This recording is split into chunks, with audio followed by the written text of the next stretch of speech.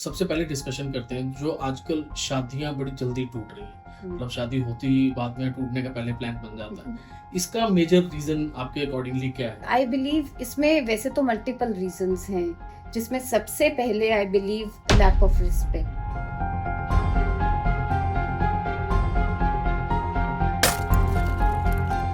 तो सिर्फ बच्चों के लिए साथ रहना, मतलब बच्चों के लिए साथ रहना, ये कहाँ तक सही अप्रोच है? Children come and tell me कि मैम पापा को लगता है कि मुझे नहीं पता वो आंटी कौन है, एंड मम्मा को नहीं पता कि मम्मा को लगता है कि मुझे नहीं पता।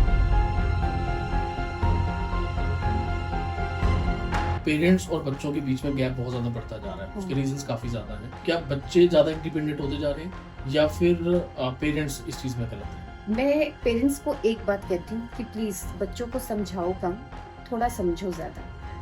और बच्चों को ये कहती हूँ कि प्लीज़ सिर्फ पेरेंट्स को भी सुनो। हेलो फ्रेंड्स, आज के एपिसोड में हम बात करेंगे उन टॉपिक्स के बारे में जिसके बारे में या तो लोग चुप रहते हैं या फिर गलत जगह से सलाह लेते हैं। आज हम डिस्कस करेंगे रिलेशनशिप्स के बारे में, मैरिजेस के बारे में, डाइवोर्स, ब्रेकअप्स, पेरेंटिंग, इस तरीके के टॉपिक्स के ऊपर, क्योंकि आज हमारे साथ हैं मिस निधि खुल्लर जी, जो कि पिछले 15 साल से अपने इस करियर में काफ़ी लोगों को हेल्प कर चुकी हैं अपने रिलेशनशिप्स बचाने के लिए, या फिर पेरेंट्स को मदद कर चुकी हैं बच्चों के साथ किस तरीके से हेल्दी रिलेशनशिप्स बनाए जाए।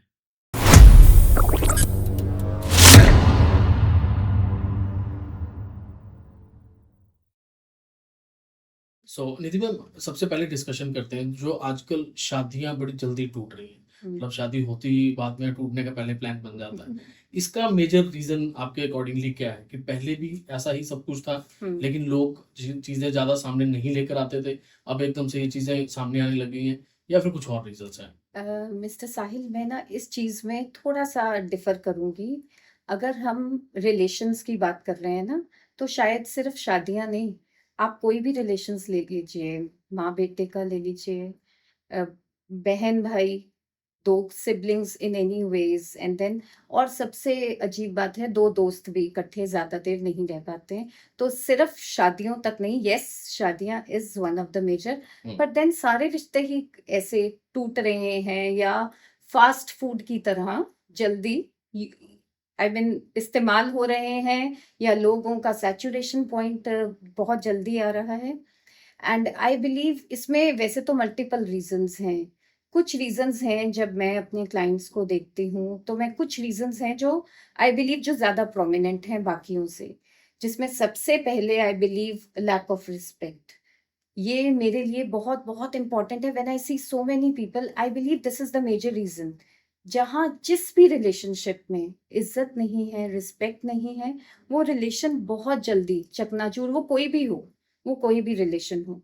हाँ, और इसके बाद I guess communication husband wife में बहुत कम। हाँ, yes, they must be having this communication on WhatsApp या फिर और भी सोशल मीडिया पर कभी अगर हम लोग थोड़ा-सा रिफ्लेक्ट करें, कब उन हस्बैंड वाइफ ने मिलकर इकट्ठे क्वालिटी जो डिस्कशन या कम्युनिकेशन किया हो। इसमें सबसे इंटरेस्टिंग मैं ऑब्जर्व करती हूँ जब हस्बैंड वाइफ आते हैं ना मैरिटल थेरेपी के लिए, and when they sit together eventually दोनों ये बोलते हैं कि ये कब हुआ? ये कैसे हुआ? तो ये लगता है 10-10 साल इकट्ठे थे और ये प्रोमिनेंट ज़िंदगी की चीज़ें इन्हें पता ही नहीं। या फिर इसी 2-3 लाइन्स में निकल जाता है कि मेरा ये मतलब नहीं था, मेरा ये मतलब नहीं था। इसका मतलब कम्युनिकेशन की इंटरप्रिटेशन भी गलत है।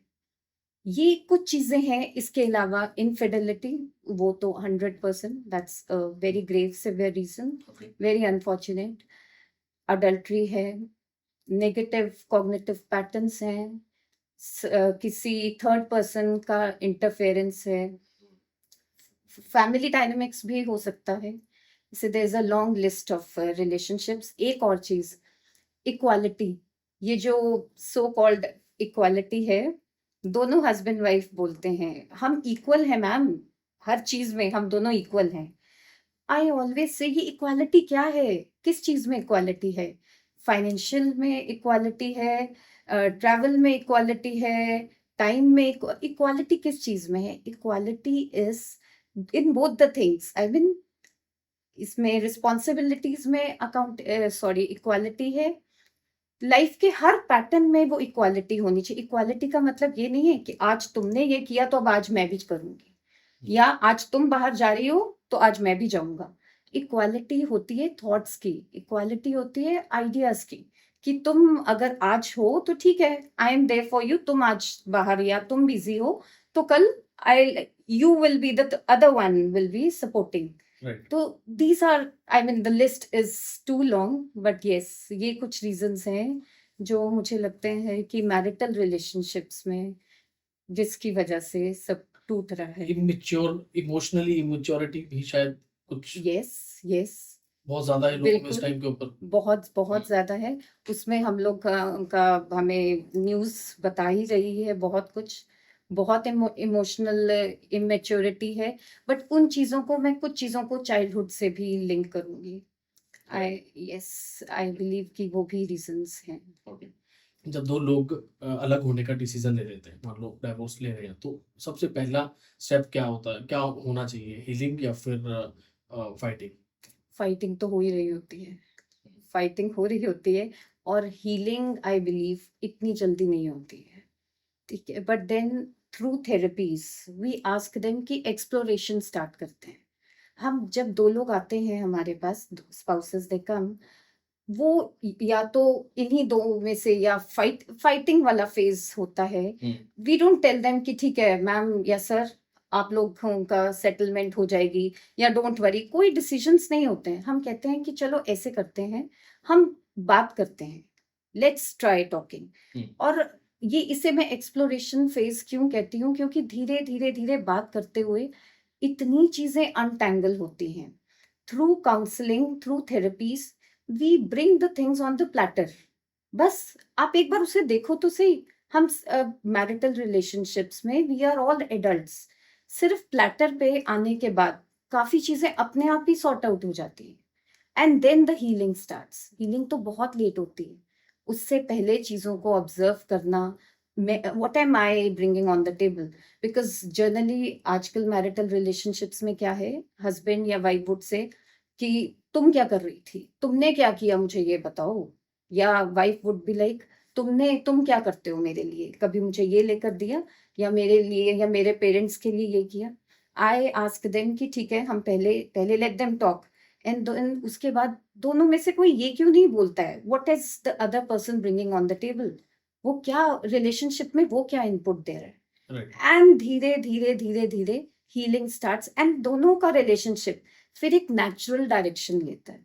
थेरेपीज के through people have this myth कि शायद सब ठीक हो जाएगा, या ये खत्म हो रहा है रिलेशनशिप, जाने दो एक बार, उन्हें बोलो कि खत्म करो इन दोनों को, कब से लड़ाई झगड़ा डाला हुआ है। नहीं, हाँ, ये तो एक दूसरे को जानने का फेज है, जिसके बाद उनके नेचुरल जो डिसीजंस हैं।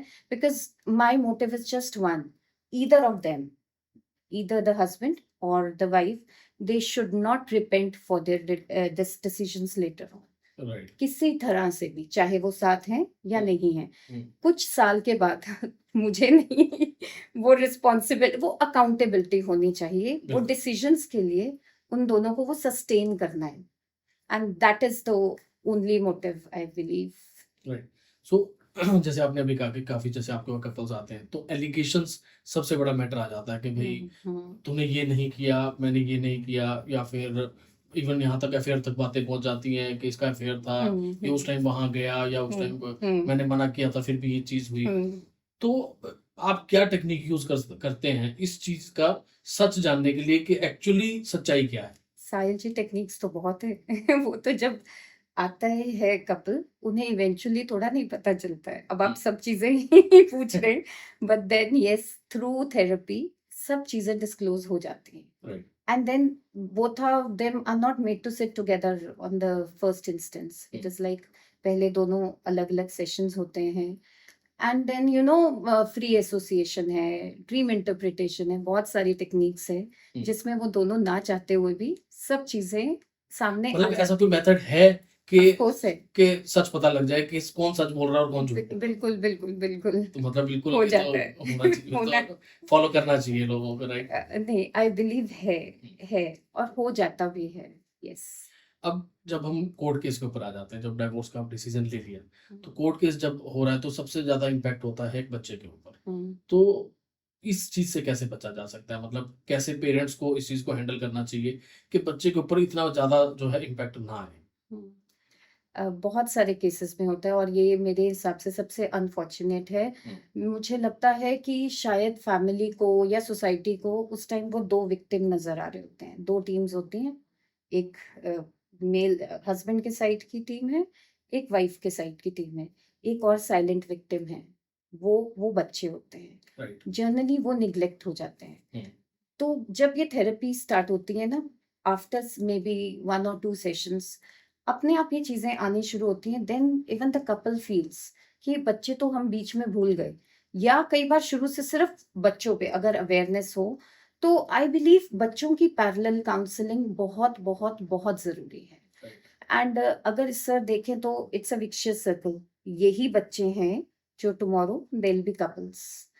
तो ये कितना ऑब्जर्व कर रहे हैं, कितना ऑब्जर्व कर रहे हैं कि we can not even imagine. Hmm, जब मैं बच्चों की या एडोलेसेंट काउंसलिंग करती हूँ and things come you know in light, and then we can not share those things with the parents because बच्चा बहुत ज्यादा डिप्रेस्ड। डिप्रेस्ड है, बहुत स्ट्रेस्ड है, और बहुत वो रैपो फॉर्मेशन ऐसी वो ट्रस्ट करके वो चीजें मेरे साथ बात कर रहा है। हुँ, तो इनडायरेक्टली हम लोगों को कई बार वी बिलीव कि बच्चों की वो साइड वो देखनी पड़ती है और दिखानी पड़ती है, और शायद ये आई mean I believe marital counselling में ये वाली साइड इग्नोर नहीं होनी चाहिए, and that is what is.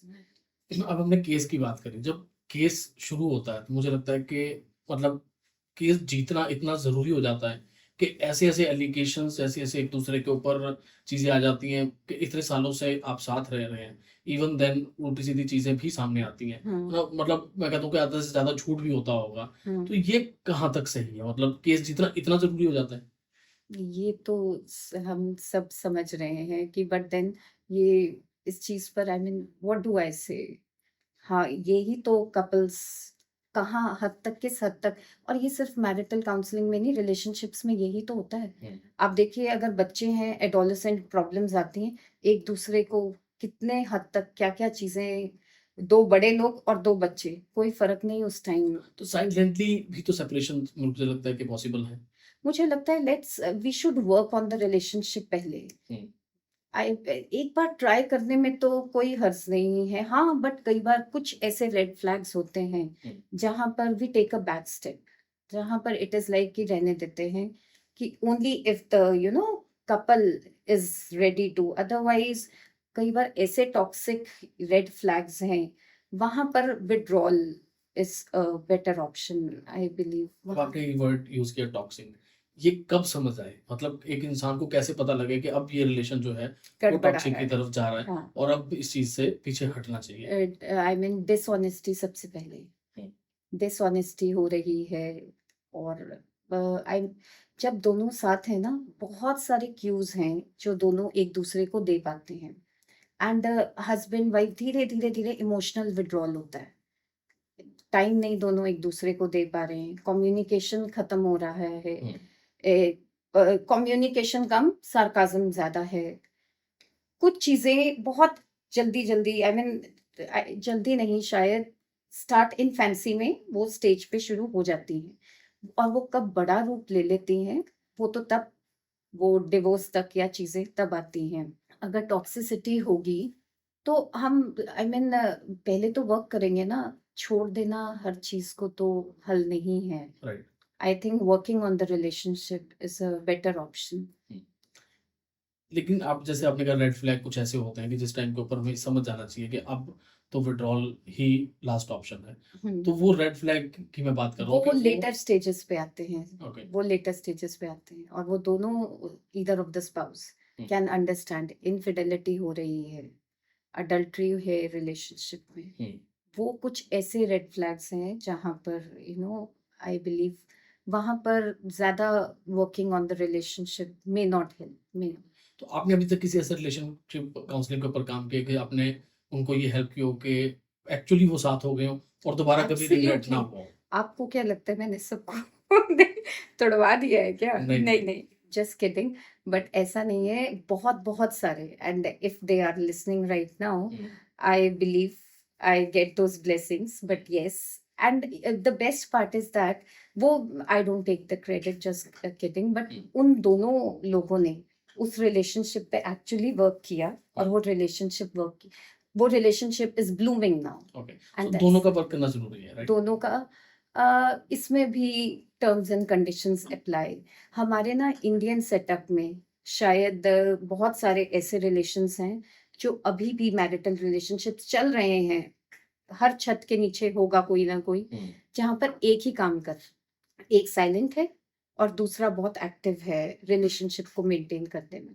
ज्यादातर सबसे पहले एलिगेशन यही होती है हुँ, कि इससे पूछो ये क्या करता है या ये क्या करती है हुँ, इस रिलेशनशिप में। वहां पर ऐसे चल रहे हैं, बट देन हाँ, अगर एक अच्छा और ब्यूटीफुल रिलेशनशिप चाहिए ना, एक हेल्दी, तो उसमें दोनों का आई बिलीव है। लेकिन जब मान लो कि एक बार हो गया डिसीज़न कि भई अब सेपरेट होना है और वो आपके पास थेरेपी के लिए आते हैं। हम्म, अब जब आप थेरेपी दे रहे हैं, तो उस टाइम के ऊपर की मैं बात कर रहा हूँ कि दोनों का सीरियस होना ज़रूरी है कि थेरेपी तक पहुँचने के बाद भी एक के सीरियस होने से काम चल जाएगा? एक के सीरियस होने से काम चल जाएगा, आई बिलीव। ऐसा बहुत सारी चीजों में होता है जहाँ एक कम्स कि सिर्फ शी वांटेड या ही वांटेड, तो hmm, I am here, and they are like कि मैम होना कुछ नहीं है।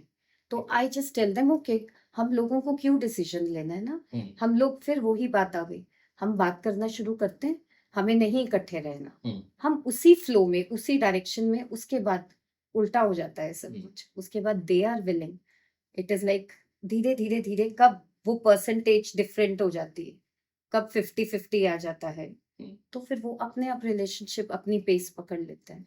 हाँ, कई बार ऐसा भी है, नहीं, a person, one of them, either of them has lost hope, तो हुँ, वहां नहीं हो पाता है। राइट। सो काफ़ी मतलब सोशल मीडिया वगैरह के ऊपर भी काफ़ी जगह वायरल होती है चीज़ कि अगर लड़की के पेरेंट्स परमानेंट लड़की के साथ टच में है, तो हम्म। वो एक सबसे बड़ा रीज़न है कि रिलेशनशिप्स के अंदर प्रॉब्लम आती है। ऐसा कुछ है या सिर्फ़ एक ही मिथ है? Excess of everything is bad, और ये मैं दोनों तरह से मानती हूँ। इट इज नॉट सिर्फ, this is my personal view. Hmm, सिर्फ लड़की के पेरेंट्स नहीं, लड़के के पेरेंट्स, इधर हस्बैंड और वाइफ, बिकॉज सी, आप हमेशा साहिल जी देखिए, मैरिटल काउंसलिंग के लिए कौन आता है? हस्बैंड वाइफ आते हैं ना। राइट।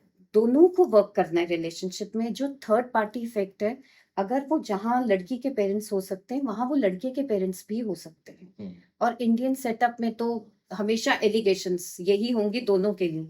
आई बिलीव ये चारों वाला, दोनों पेरेंट्स उसके एंड द दोनों पेरेंट्स हस्बैंड के, हुँ, सब अलग हो जाएं तो शायद चीजें थोड़ा बेटर हो जाएं। I don't believe it is only from the girls side. तो एक्सेस तो हर चीज में है ही ज्यादा, बट देन नहीं, आई डोंट बिलीव कि इंटरफेरेंस से, वो इंटरफेरेंस कैसी है, पॉजिटिव है, वो इंडल्जिंग है, या किस हद तक है वो, that is important. Sometimes role बहुत अच्छा होता है हुँ, पेरेंट्स का।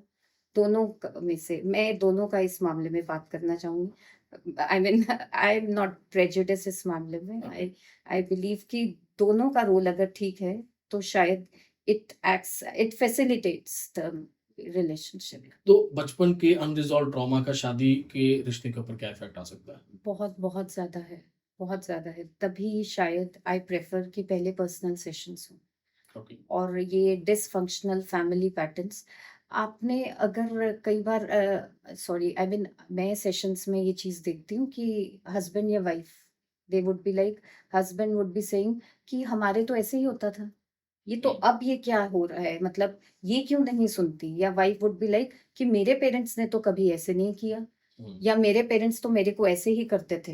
राइट। ये चीजें आप, आई मीन, मुझे लगता है सबसे पहले ट्रस्ट इश्यूज, हाँ ट्रस्ट इश्यूज, यस, ये हमारा जो भी अनरिजॉल्व्ड चाइल्डहुड ट्रॉमा है, ये हमारी मैरिटल रिलेशनशिप को बहुत बहुत बहुत ज्यादा इफेक्ट करता है। हुँ, और अगर मैं बेसिक से स्टार्ट करूँ ना, तो मैं सबसे पहले I start with this. I believe कि उन पर्सनल सेशंस के through, let's psychotherapy we call it, कि साइकोथेरेपी के थ्रू, साइको एनालिसिस के थ्रू, लेट्स फाइंड आउट कि दोनों का क्या पैटर्न्स थे। जब हम एक बच्चे से भी डील करते हैं ना, तो we believe these are the roots, हम जड़ से ही वर्क करते हैं ना। राइट। तो ऐसे ही मैरिटल में भी हम पहले जड़ पे जाते हैं, कि रूट्स पे जाते हैं, लेट्स फाइंड आउट कि वहाँ क्या है। और ऐसे फॉल्टी पैटर्न्स निकल कर आते हैं, तो लगता है नहीं, प्रॉब्लम तो वहां से हमें टैकल करनी थी। एंड बिलीव मी मिस्टर साहिल, सिर्फ शायद कुछ चीजें बचपन की हैंडल करने के बाद marital counsellings work like you know they blue. And इसका क्रेडिट जो है क्लाइंट मुझे दे देता है, बट आई बिलीव नहीं, the client worked on that and वो हो गया काम। तो चाइल्डहुड ट्रॉमास, अच्छा, लैक ऑफ फिजिकल इंटीमेसी, ये बहुत प्रोमिनेंट है, ये बहुत प्रोमिनेंट, ये मैं बहुत ज्यादा नोट कर रही हूँ कि बहुत इस चीज की कंप्लेंट्स बहुत हैं, ये भी चाइल्डहुड से लिंक्ड है। एंड देन अगर ट्रस्ट इश्यूज हैं, तो ये वाला पैटर्न तो आई मीन धीरे धीरे धीरे धीरे parenting styles either of the husband और वाइफ, ये भी बहुत प्रोमिनेंट रोल प्ले करते हैं। देन सिबलिंग राइवलरी थी, तब प्रॉब्लम्स हैं। तो आई बिलीव हम पहले पास्ट पे ही जाएं, and then this is a very good method to handle the relationship. तो हमने पहले एक डिस्कशन करी थी कि बच्चों की वजह से मतलब बच्चों के ऊपर बहुत बड़ा इम्पैक्ट आता है। तो सिर्फ बच्चों के लिए साथ रहना मतलब बच्चों के लिए साथ रहना, ये कहाँ तक सही अप्रोच है? um, इस चीज में एक चीज, मतलब अगर इसको थोड़ा सा मैं ह्यूमरस वे में कहूँ, तो हस्बैंड और वाइफ से एक चीज हैंडल नहीं हो रही है, तो अब हम एक वो जिम्मेदारी एक बच्चे को दे देते हैं, ये कहाँ तक जायज है? अगेन, रिलेशनशिप्स में हर चीज कस्टमाइज्ड है according to the person we are dealing with, right. But कोई there are no you know blacks and white, कहीं ना कहीं ग्रेस भी हैं। बट अगर पर्सनली जहाँ पर कंडीशंस ऐसी हों कि बहुत ज़्यादा प्रॉब्लम्स हैं रिलेशनशिप में, आई डोंट बिलीव कि आप एक बच्चे पे वो रिस्पॉन्सिबिलिटी, जो दो एडल्ट्स रिस्पॉन्सिबिलिटी नहीं ले पा रहे, अब वो हम बच्चे से एक्सपेक्ट कर रहे हैं। राइट। तो वो सारा जो बर्डन है अब वो बच्चे पर है, एंड बच्चे की वजह से साथ रहना, आई have seen people doing it. अब इसमें भी ये है कि आई डोंट नो, शायद कई बार उन्हें लगता है the relationship is working, but then there is that silent victim, वो बच्चा doesn't want. I have seen you know adultery में तो बहुत ज्यादा, जहां पर इनफिडेलिटी है रिलेशनशिप्स में, I have seen when I meet adolescents, people, children come and tell me कि मैम, पापा को लगता है कि मुझे नहीं पता वो आंटी कौन है, एंड मम्मा को नहीं पता कि, मम्मा को लगता है कि मुझे नहीं पता। एंड देन सी, अब why are they together for the child, और हम लोगों को लग रहा है ऐसी स्टेटमेंट्स पे I am sometimes numb, I am like कि how do I handle this. अब इस चीज में आपने बच्चे के साथ रहकर क्या क्या चीजें आप रिलेशनशिप में उसको प्रेजेंट कर रहे हो, तो पहले एक एनवायरनमेंट क्रिएट करो, and then I mean I believe बच्चे के ऊपर सारा ओनस नहीं होना चाहिए। अब पेरेंट्स और बच्चों के बीच में गैप बहुत ज़्यादा बढ़ता जा रहा है, उसके हाँ। रीजंस काफ़ी ज़्यादा हैं। हम्म। तो क्या बच्चे ज़्यादा इंडिपेंडेंट होते जा रहे हैं या फिर पेरेंट्स इस चीज़ में गलत है? There has to be a middle way, गलत दोनों नहीं है, दोनों गलत नहीं है, हम एक दूसरे को समझने की जरूरत है। और शायद एडोलेसेंट्स और दोनों एज ग्रुप से डील करते करते मुझे लगता है कुछ स्ट्रैटेजीज हैं, and I believe that fit everybody everybody. I आज शायद अगर कुछ बच्चे हैं, I mean they were very happy, they always tell me कि मैम, आप ना कुछ ऐसी वीडियोस पोस्ट करते रहो और रैंडमली ना हमारे मम्मी पापा को भेज दिया करो, कि उनको ये ना लगे कि ये हमारे लिए है, बट देन शायद उनको समझ आ जाए। ठीक है, एंड देन सेम पेरेंट्स की साइड से sometimes I hear so many things, कि ये जैसे आप हमसे बात कर रहे हो ना, एक बार मेरे बच्चे को ना कुछ ऐसे पता ना चले कि मैंने बोला है। और मुझे क्या चाहिए कि एक प्लेटफॉर्म हो, सिर्फ दोनों बात करो। मैं पेरेंट्स को एक बात कहती हूँ कि प्लीज बच्चों को समझाओ कम, थोड़ा समझो ज्यादा। और बच्चों को ये कहती हूँ कि प्लीज सिर्फ पेरेंट्स को भी सुनो। Sometimes you know I tell them, दोनों एक दूसरे को ऐसे करते हैं, पेरेंट्स का भी फेस चल रहा है और ये बच्चों का भी फेस चल रहा है, तो शायद एक मिडल वे है। तो मुझे नहीं लगता है, जब people come and tell me कि जनरेशन गैप हो गया है, बच्चे बिगड़ गए हैं, आई बिलीव नो। ठीक है, चीजें खराब हैं, बट देन ईदर वेज दोनों तरफ से खराब हैं। चीजें बदल रही हैं, बट चीजें सुधर भी तो रही है। बच्चे कितने ज्यादा रिस्पॉन्सिबिलिटी ले रहे हैं। कहाँ लेते थे बच्चे पहले इतनी रिस्पॉन्सिबिलिटी? तो why can't we see the positive side? Similarly पहले पेरेंट्स सिर्फ पेरेंटिंग पे फोकस करते थे, अब they are working as well. That is all the more beautiful. सिर्फ ये चीजें एक दूसरे को दिखाने की जरूरत है। फिर सर अगर घूम के देखो तो वही बात आ गई ना साहिल जी, ये भी तो रिलेशनशिप है ना, ये भी बच्चों का और उनका। तो राइट। इसमें भी अगर हम बात करेंगे तो सब चीजें सेटल हो जाएंगी। एक ये वाली चीज ना, मैं पेरेंट हूं, और इसको थोड़ा सा कम करिए। और बच्चे ये कि मैं बच्चा हूं, मुझे लगता है दोनों एक वेवलेंथ पे बात करें। Please treat each other as human beings, things will be sorted. So कई बार अब बच्चे जब अपने आप को एक्सप्रेस नहीं कर पाते तो एट दैट टाइम बिल्कुल शट हो जाता है बच्चा, कई बार बिल्कुल चुप हो जाता है। तो पेरेंट्स को सबसे पहले उस टाइम के ऊपर सबसे पहले किस चीज के ऊपर वर्क करना चाहिए? सबसे पहले समझाना बंद करना चाहिए। Please, this is one complaint and one issue that is like every day. Every day I see a client, like I visit school in the morning. I listen this from too many people कि बच्चे ने कमरे में बंद किया हुआ है, हम सोशल अकाउंट में हम लोग नहीं है एडेड हैं, बच्चे ने एक अलग से दुनिया अपनी क्रिएट कर ली है, और पेरेंट्स को लगता है कि वो उस दुनिया के पार्ट ही नहीं है। तो वो एक इमोशनल टर्मोइल पेरेंट्स के लिए होता है कि हमें पता ही नहीं है हमारा बच्चा क्या कर रहा है। धीरे धीरे सोशल आइसोलेशन भी होने लग जाती है, बच्चा कहीं बाहर नहीं जा रहा है। और शटडाउन में कम्युनिकेशन जैसे, बच्चा एक शब्द में बात करेगा, पेरेंट्स कुछ इन्वॉल्व होने की कोशिश करेंगे, the child would be like इतना ही बस, एक शब्द दो शब्द में बात की, दैट्स इट। उसके अलावा सेल्फ हार्म, ये बहुत कॉमन है। अगर आप 11, no, I guess 12 to 15 year old, अगर शायद, I don't know, I think I am doubtful about the percentage, but अगर आप अपने आसपास देखेंगे ना, बच्चों ने यहाँ पर cuts, self harm, type of self harm, ये इस एज में स्टार्ट होता है। इसको, ये बहुत बड़ा ट्रिगर है। इसको देखना, बहुत चीजों में आई मीन हैंडल करना इज वेरी इंपॉर्टेंट। ये कुछ चीजें हैं कि बच्चा हमसे दूर हो रहा है, और अगर आप इसको घर पे हैंडल करना चाहते हो, सिर्फ पास बैठिए बच्चे के, मत समझाइए उसको।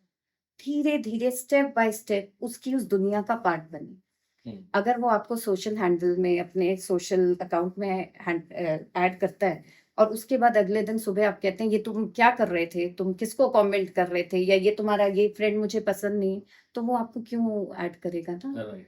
मैं सिर्फ, I tell all my clients, शायद 8th से लेकर 12th तक थोड़ी देर पेशेंस रखिए, सिर्फ इमोशनल बॉन्ड पे फोकस करिए।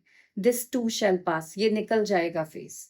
अगर इमोशनल बॉन्ड खत्म हो गया ना, then it is a problem, then it is, ये एक सीरियस मैटर है। उसके अलावा आप, patience is the key word.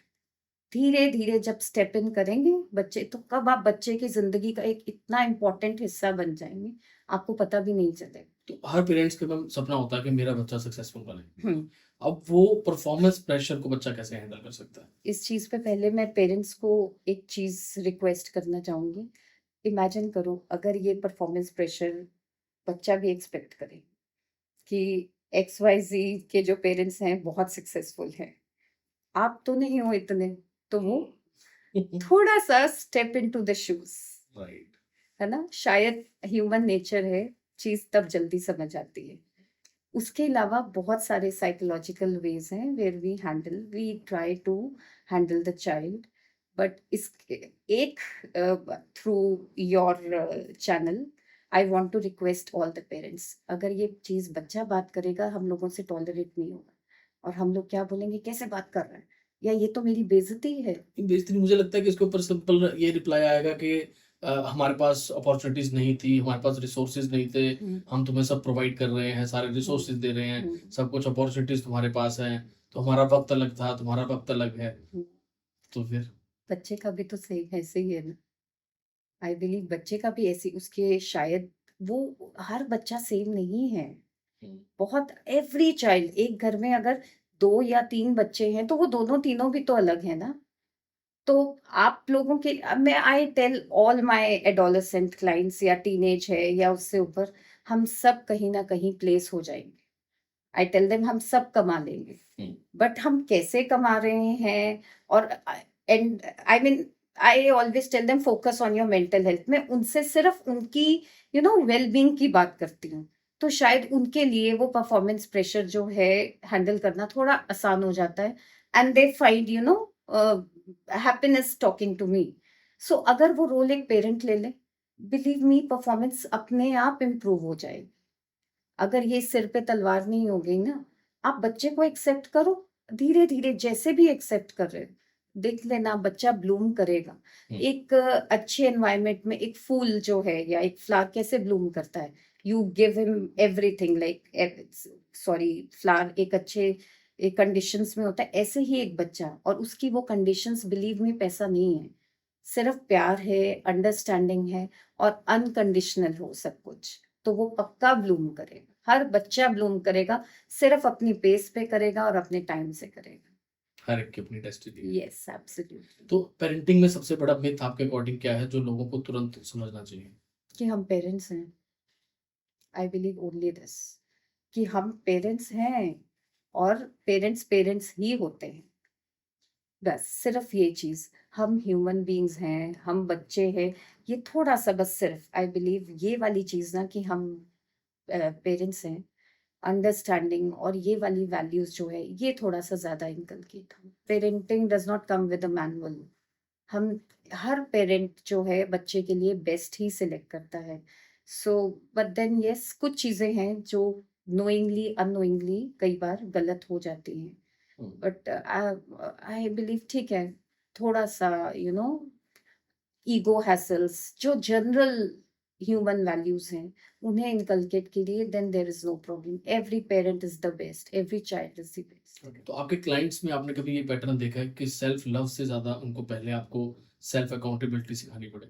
ये बहुत इंटरेस्टिंग है मिस्टर साहिल। ये कई बार when we are discussing in sessions, so the clients would tell me, adultery में तो खास करके, या फिर बाकी डे टू डे लाइफ में, वाइफ वुड बी लाइक कि मैम ये तो सेल्फ लव का पार्ट है ना, या हस्बैंड वुड बी लाइक कि ये तो सेल्फ लव है। एक्चुअली सेल्फ लव थोड़ा सा ओवररेटेड है। सेल्फ लव का क्या मतलब होता है, you work on your self, but you don't आप किसी और को बिगाड़ कर अपने पर काम नहीं करते हो। जैसे I remember there was this somebody जहां अडल्ट्री वाज अ प्रॉब्लम, तो हस्बैंड वुड एडवोकेट दिस कि मैम मुझे जो प्यार, it was like around after 18 years of marriage, उसको ये लगता था कि ये सेल्फ लव है जो मैंने अब रियलाइज किया है। And then he wasn't ready to take the responsibility for the family। अब ऐसी चीजों में बहुत सारे सेशंस में I can try and I strongly believe self love comes with accountability as well. ये सेल्फ लव की डेफिनेशन ना सब अपने हिसाब से मोल्ड कर रहे हैं। हम ऐसा नहीं हो सकता, इमेजिन करिए अगर ये सेम सेल्फ लव दुनिया का हमारे आसपास या हर कोई प्रैक्टिस कर रहा है, तो क्या हो जाएगी सोसाइटी। हर कोई यही कहता है कि ये सेल्फ लव है तो I can do anything. Responsibility, we are responsible for our actions, and these they are, I mean, these two things work together। ऐसे नहीं। सबसे पहले अगर कोई रिलेशनशिप में प्रॉब्लम आ रही है, तो सबसे पहले क्या करना चाहिए कि सबसे पहले थेरेपी लें या फिर आस-पास लोगों से डिस्कशन करें, अपने फ्रेंड से एडवाइस लें या पेरेंट्स से एडवाइस लें? सबसे पहला स्टेप क्या होना चाहिए? ये दोनों अलग अलग चीजें हैं, लोग जर्नली कंफ्यूज करते हैं कि शायद मैंने दोस्त से बात कर ली या ऐसे किसी सिग्निफिकेंट अदर से बात कर ली। Counselling is totally different from talking to your any significant person in the family और अ फ्रेंड, एनीबडी। दोनों सब I mean when people come and tell me that ma'am बात ही तो करनी थी ना, तो मैंने बात कर ली, तो फिर वो फर्क है दोनों चीजों में। मैं उसको गलत नहीं कहूंगी, ठीक है, हमारा सबसे पहले गो टू होता है in any kind of stress, we would like to talk to somebody. That's when you went out. Okay, now after venting out, आपको लगता है कि नहीं, you are at the same pace now. अब उसी वाली पेज पे भी आपको रिलैक्स नहीं हो, आपको एंजाइटी फील हो रही है, आपको लगता है आपके डिसीजंस, जो मैं बोल रहा हूँ वो मैं फील नहीं कर रहा हूँ, या जो मैं फील कर रहा हूँ वो मैं कर नहीं पा रहा हूँ. Counselling is different. Counselling is exploration, self awareness. Right. वो शायद फ्रेंड से नहीं मिल पाएगी या किसी और से नहीं मिल पाएगी. सो मैम, आपने कुछ ट्रेंड चेंज होता हुआ देखा अपनी लाइफ में कि पहले की अगर हम बात करें जैसे पुरानी जनरेशन की, तो मुझे लगता है कि साइकोलॉजिस्ट के पास जाना और काउंसलिंग्स लेना, ये मुझे लगता है कि इतना अच्छा नहीं माना जाता था कि घर की बात बाहर नहीं जानी चाहिए, इवन पड़ोसियों से भी बात मत करो, जबकि कहा जाता है कि बांटने से दुख थोड़ा सा हल्का हो जाता है, तो अपने मन की बात बाहर मत निकालो. तो कुछ ऐसा ट्रेंड आपने कभी नोटिस किया है इतने सालों में कि अब लोगों ने इस चीज को लेकर लोग अवेयर हो चुके हैं आपके अकॉर्डिंग? हाँ, it's like basically mister Sahil, 17 years back शायद करनाल में मैंने जब स्टार्ट किया था, I remember people would not come to me, बिल्कुल भी नहीं. और कई बार उससे भी वर्स होता था कि आसपास दे वुड बी लाइक कि पास से भी नहीं निकलना, पता नहीं चलना चाहिए कि हम इनके पास आते हैं. तो मुझे लगता था यार, who am I mean am I a monster और व्हाट, या इतना ज्यादा स्टिग्मा था इस चीज को लेकर. इवेंचुअली धीरे धीरे क्या हुआ, लोगों ने अलग से they would be very cautious कि अगर if they are visiting in the clinic, तो I had to keep that 15 minutes वाला गैप. वन पर्सन लीव्स और 15 मिनट उस लेन में क्या, उस आसपास भी दूसरा नजर नहीं आना चाहिए. ओके. बट देन यस, अब आज चीजें बहुत डिफरेंट है, बहुत डिफरेंट है. बहुत जल्दी people want to go in and they want to know so many things, they want to find peace in many things. अब बहुत सिनेरियो चेंज हो चुका है. इफ आई रिमेम्बर, बहुत सारे फनी इंसिडेंट्स भी थे जहां पर मुझे कई बार आकर कन्विंस करना पड़ता था कि नहीं, इट्स ओके, बट देन बहुत बहुत प्रॉब्लम्स थी. कोई ऐसा फनी इंसिडेंट सुनाएंगे आप जो आपको याद हो? नहीं सुनाऊंगी. बहुत सारे हैं, बहुत सारे. चल, तो निधि मैम, एक रैपिड फायर राउंड करते हैं जिसमें आपको सिर्फ एक वर्ड या एक लाइन में आंसर करना है, राइट? ठीक है. सो शादी लॉजिक से करें या फीलिंग से? अनकंडीशनल प्यार से. ओके. सो डाइवोर्स न्यू बिगिनिंग या फिर failure? Depends. Depends. Sometimes it's a new beginning. Worst relationship advice you keep hearing? Baby कर लो, सब ठीक हो जाएगा. सो एक रेड फ्लैग जो इग्नोर कर देते हैं लोग? Dishonesty, एक चीज जो हर पेरेंट को तुरंत बंद कर देनी चाहिए? yelling. टॉक्सिक लव या फिर lonely peace, what's better? I don't believe peace can be lonely, but then toxic love is always a problem. One parenting book और movie that can change? Adolescence, it's telling us a lot these days. अगर लोग देख रहे हैं ये movie, तो I think every parent should watch. So over loving भी parenting mistake है? Over anything is a problem. Loving is never a problem. Over तो सब कुछ ही problem है. शायद pampering is a problem, but love can never be a problem. So therapy लेने में सबसे बड़ा मेंटल ब्लॉक क्या होता है?